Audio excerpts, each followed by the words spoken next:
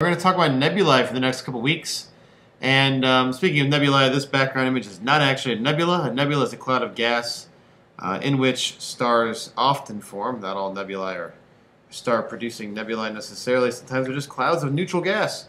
And anyway, this is actually a galaxy with a supermassive black hole accreting gas onto it and shooting out, or at least you can see the jets created by the magnetic field involved there. So that's not actually, it's just a cool picture. So, but anyway, let's get started here. So our first we're going to talk about going from nebulae to black holes. That's our eventual topic, of black holes. We are going to end up with discussing supermassive black holes right before the end of the 9 weeks, or end of the right before Christmas, essentially. And the reason for that is because the supermassive black hole at the center of the Milky Way is the thing around which the galaxy rotates. And during that rotation, of course, there are these molecular gas clouds of various types, whether they're, we call them H1 or H2 regions. There's star-forming regions, and there's regions that could be star-forming regions, but you have sometimes these gravitational waves that are sometimes a part of the result of the rotation of the galaxy that sometimes cause stars to collapse and begin to form, or gases to collapse and then begin to form stars. So here's a picture of the Orion Nebula. This is just a pretty picture of a supermassive black hole shooting out galactic jets. It's not a real one, it's just an artist's conception. It's probably a bit over-exaggerated, but it looks cool. Alright, so we've, of course, talked about HR diagrams before. You're familiar with these. The bluer the star, the hotter it is, the bigger it is, the brighter it is. So these stars live a long time, billions and tens of billions of years, and these stars might live hundreds of millions of years. And the Sun, of course, is a relatively average or below average star, which will eventually become a red giant, and as a planetary nebula, and eventually as a white dwarf. Not a particularly auspicious end, but as this planetary nebula stage, it could also create or contribute to the genesis of new stars. And here's, of course, another way of looking at the stellar life cycle situation. So the Sun, of course, is down over in the planetary nebula here.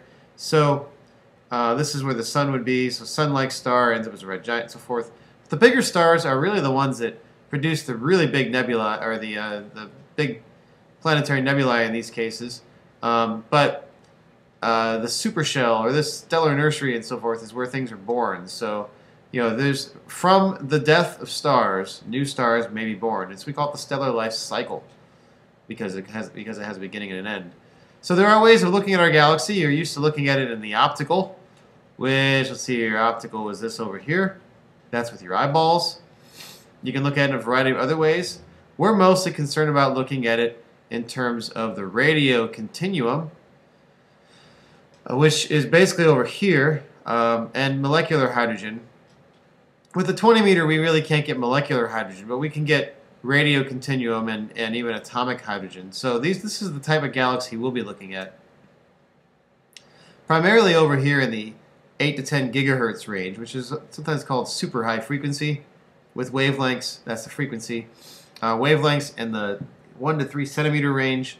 So pretty small wavelengths in terms of radio waves. Here's where your FM waves are, and your AM and so forth. So we're all the way over here in actually the microwave portion of this. All right, so our big questions today are: what are H2 regions, what are H1 regions, and what are giant molecular clouds, and then what does Sagittarius A look like, and what does it compare or relate to the objects above?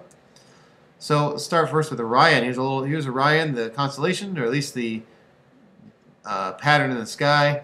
Your first lab is going to be dealing with M78, which is over here, M42, which is here, Betelgeuse, Rigel. Those are two stars in Orion. M42 is the Orion Nebula. M43 is called the Marin's Nebula. We're not as concerned with that one because Orion's actually the more exciting of the two. And then there's M78, which doesn't look like much over here. It's not quite as dramatic as Orion, or the Orion Nebula. But this whole thing is composed of giant molecular clouds, essentially. That's all this haziness is here. It's a very conspicuous and very large giant molecular cloud, of which M42 is a part. So we'll get into more of that a little later. M42, there's an example of an emission nebula. In other words, we're seeing the gases that we're seeing in M42 are actually emitting light toward us. So they're ionized, or they're excited, or they're in an excited state, and therefore we pick up their detection. We detect their emissions quite readily. M78, on the other hand, is called a reflection nebula. They usually appear bluish like this, and generally the atoms are in a neutral state, like neutral hydrogen. So we call this, this is actually, M78 is technically considered a star-forming region, but it's not considered an H2 region. So it's one of these places where it's relatively stable, and the light is actually being reflected off of the nebula rather than being emitted by the gases in the nebula. So H2 and H1 regions. H1 regions are composed of neutral hydrogen and are relatively stable clouds of gas. So here's an example of what hydrogen looks like in an H1 region. So you have a proton and an electron, positive, negative. Nice and neutral, everybody's happy. H2 regions are full of ionized hydrogen, are unstable gas clouds, and as such are great areas for star formation. So you just basically have a proton. So it's a positively charged hydrogen atom.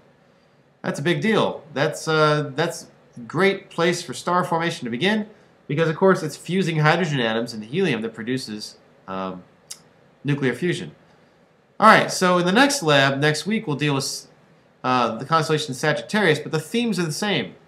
So we'll be looking at things like M16, the Eagle Nebula, the famous formation in here.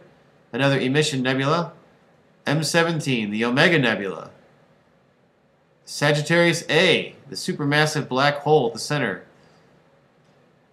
Actually, by the way, that wasn't actually a black hole, but back here, this is actually the cloudy, gassy area around Sagittarius A, because this is partially visible, partially other things image, other wavelengths. I can't remember which ones they are, but